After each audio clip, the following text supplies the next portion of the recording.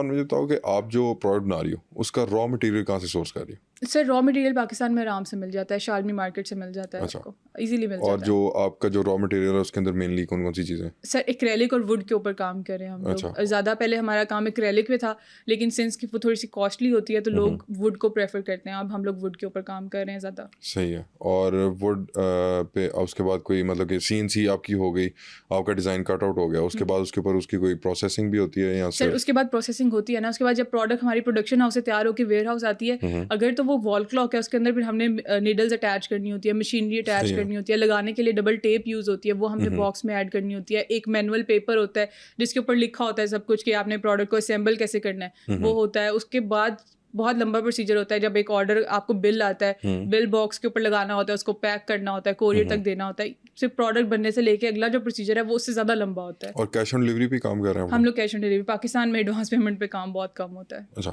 Up front نہیں کرتے. کیا وجہ؟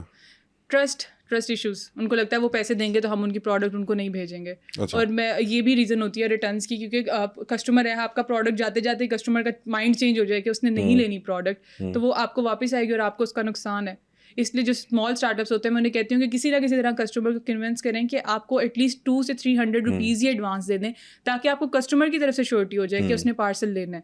باقی ڈپینڈ کرتا ہے کوریئر کمپنی کے اینڈ پہ کہ وہ پارسل ڈلیور کرتے ہیں نہیں. اور پاکستان میں کوریئر کمپنیز کے حالات بہت برے ہیں. سب سے بڑی ہٹ جو ہم لوگوں کو لگتی ہے ای کامرس میں وہ کوریئر سے لگتی ہے, پارسل ڈلیور نہیں کرتے. وہ کیوں؟ ان کے رائڈرس کی مرضی, وہ نہیں کرتے. اچھا. حالانکہ ان پہ انسینٹیو بھی ملتا ہے ایک پارسل ڈلیور کرنے پہ, لیکن وہ نہیں کرتے. اپنے موڈ کے مالک ہیں. ہم انہیں کال کر کے کہیں گے ہمارا پارسل آپ نے ابھی تک کسٹمر تک نہیں پہنچایا, میں کل کر دوں گا.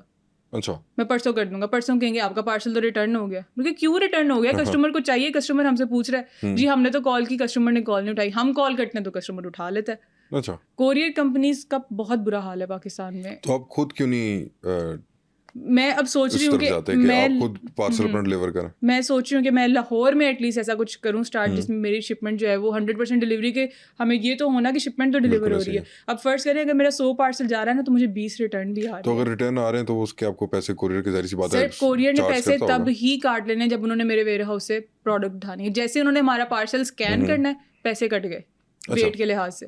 اچھا, وہ آپ کے پیسے کٹ گئے, وہ آپ کو واپس نہیں ملنے. پارسل ڈلیور ہو نہ ہو وہ آپ کی ہیڈک ہے, کوریئر کی ہیڈک نہیں ہے. اچھا, کیش آن ڈلیوری ویسے کام کس طرح کرتا ہے؟ سر کیش آن ڈلیوری اس طرح کام کرتا ہے کہ آپ نے مجھ سے آرڈر کیا, ہم لوگوں نے آپ کو آرڈر بھیج دیا. اب کوریئر کمپنی والا رائڈر آپ کے پاس آئے گا پارسل لے کے, آپ نے اس کو پیسے دے دیے.